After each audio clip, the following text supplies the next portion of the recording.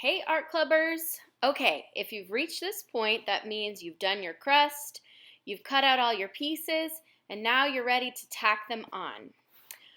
I was going to give you some fabric glue like this one to use in addition to using our sewing methods. If you want to get some, you can get some from any craft store. You might have to wait till after COVID, but make sure you get one that is for felt or for semi-porous materials. All right, so go ahead and get your materials out, all your pieces, your sauce, your thread, and your needle.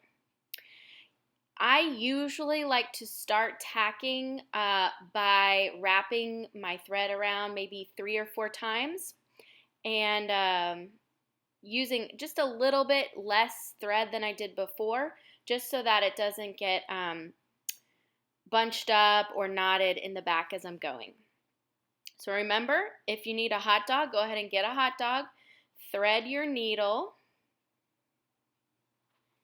And there's 2 ways to tie off your thread. If you're running low on thread, I suggest just tying a knot on one end and leaving the other end loose so you have more thread to use. Or you can match up the ends just like normal and then do a gathered knot by making a loop, going around and through and pulling tight. You want to get the knot kind of close to the end, but not all the way to the end of your thread. You still want a little bit of a tail. So here's how we tack. We're going to start from the back to front. My pieces are not glued on, they're just kind of laying on top so I can remember where they go. And you're just going to do a really small stitch just so that the pizza topping does not fall off. You want to make sure that your knot at the end of your thread is touching the back of the fabric. Don't let it just hang loose. But you also don't want to pull too tight. If you pull too tight while you're tacking, your sauce will get kind of like crumpled up. So you'll see me sort of like flattening the sauce a lot as I go through, just to make sure that none of it is bunched up. So I'm going through and I'm just tacking it on by adding just 1 or 2 stitches to each piece. You see how these 2 cheese slices are kind of overlapping, so I can tack them on just by using 1 stitch for both. And if you pull too hard, your sauce will crumple up, so just go through, go slow. Make sure your sauce is flat, but that there's no like loose threads on the back. I'm gonna go ahead and do one more over here, otherwise that piece of cheese will flop off. Okay, so I'm running out of thread, so now I'm going to cut off my needle. I'm going to tie off this piece by doing the shoelace method. I'm just going to tie just like their shoelaces a couple times. Make sure the knot is close to the fabric so that there's not extra thread just loose. And after you tie that a couple times, sometimes I like to do another gathered knot if I have enough thread to do it. Just it makes it super strong so it's not going to come untied. But you don't have to do that step. And then I'm going to trim the extra, always leaving a little bit of a tail. Otherwise my knot will come untied. I'm going to go ahead and speed up. If you need to pause the video, go ahead and do so. And finish tacking on all of your cheese onto your sauce. Then you're going to grab your next layer of vegetables or pepperoni or whatever toppings you want. I kind of like to lay them out beforehand so I kind of know where I want to put them, but then I always end up changing it. So play around with it till you find something that you like. And then just like the cheese, we're going to tack it on by just putting a really tiny stitch in for each piece so that it doesn't fall off of our sauce. Always make sure that you're pulling firmly but not too tight. The back of your sauce is going to end up looking crazy. So don't worry about it. No one's going to see it. Also be mindful that if you keep tacking on pieces that are on opposite sides of your slice of pizza, you might end up running out of thread a lot faster. So I like to try and go in order, like from bottom to top or from one side to the other side, tacking them on in order.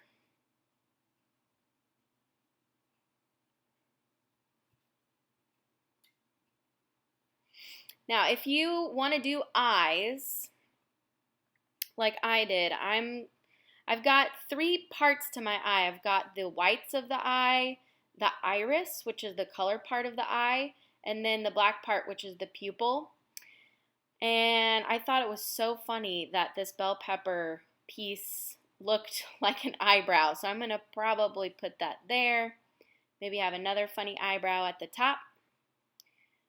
Ooh, jalapeno mouth. Yes, please. And I might add a little olive and some mushroom somewhere. I'm just laying it out so that I kind of know where I'm going and making sure that the pieces that need to be on top can be on top. Okay, let me finish this, and then I'm going to thread my needle again. This time I'm going to show you how to tie it off if you don't want to tie the 2 ends together. If you're running out of thread, this is a good option. See how I'm just tying a knot at the end of just one piece of thread? I didn't double it up.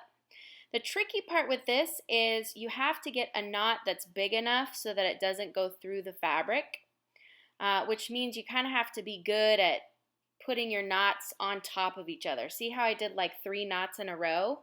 But sometimes they're a little tricky to get them to tie at the same spot. If you're worried about your thread falling out of your needle as you go, you can actually tie it on there.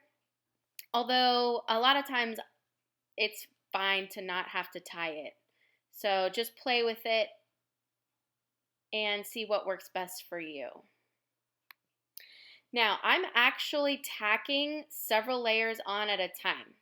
I'm making sure that my knot hits the back of the fabric. If you're having a hard time getting your needle through so many layers, it's totally cool to just do 1 layer at a time. Just be careful as you're going that you don't accidentally poke your finger, which is a lot easier to do if you're tacking more than 1 layer at a time. Just go slow and you should be okay. This piece here, this bell pepper piece, is kind of weird and floppy. So I might actually need to tack it more than once. So I'm going to do, need to flatten that out. I need to do 1 maybe on each side so that the bell pepper stays flat against my sauce.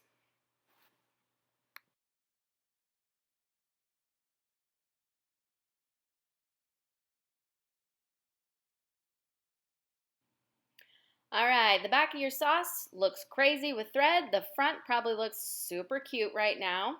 I have 1 more piece I want to add. I'm going to trim off some of the hanging over cheese. I want to add this sardine because I think they're so hilarious. But I want to add like a cartoon X for an eye just to show that it's kind of like a dead fish on a pizza. So in order to do that, I'm going to rethread my needle. And on the back of the fish, I'm going to just sew in an X shape. Let me show you.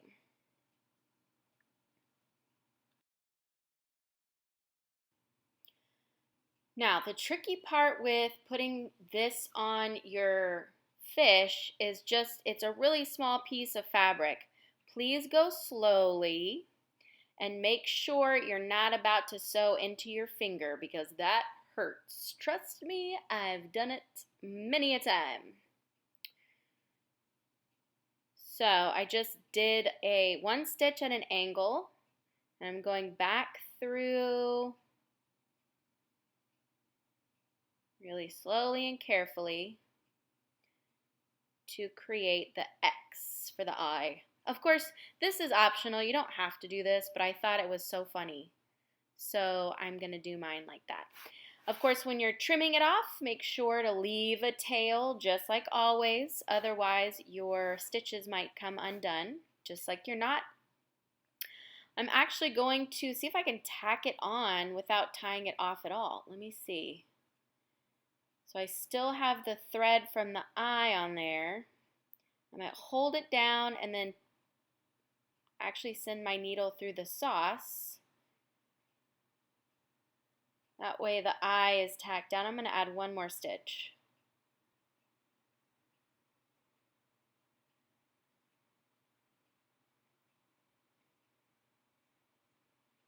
Always make sure that it's laying flat. It's not too tight and it's not too loose. I might want to add another one here just to keep the mouth in place.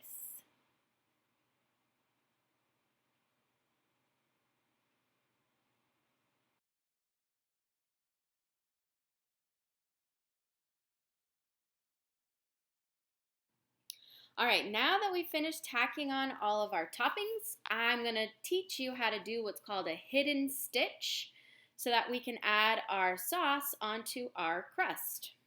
So grab your crust, go ahead and trim anything that needs to be trimmed, and start to thread your needle.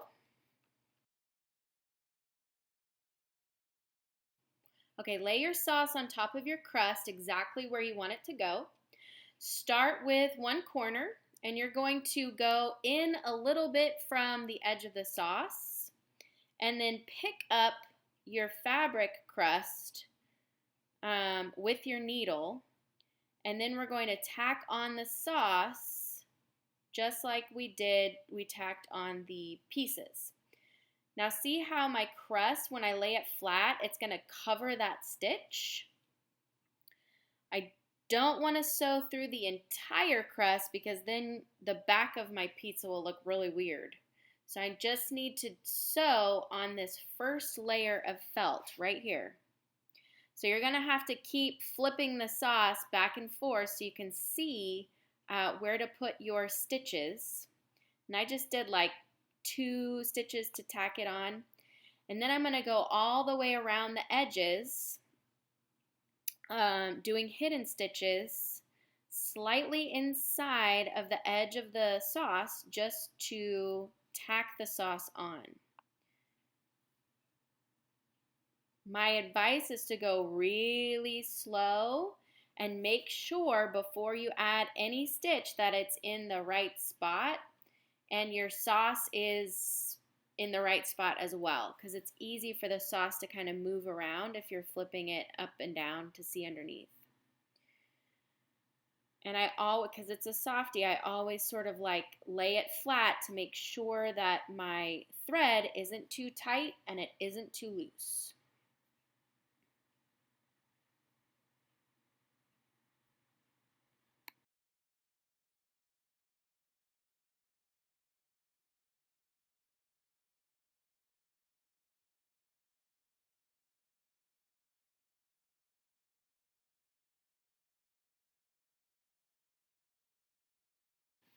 All right, so once you've gone all the way around the sauce, you're going to take your needle off the thread, and then you're going to add a knot or maybe even a couple of knots onto the end of your thread to make sure that it stays in place.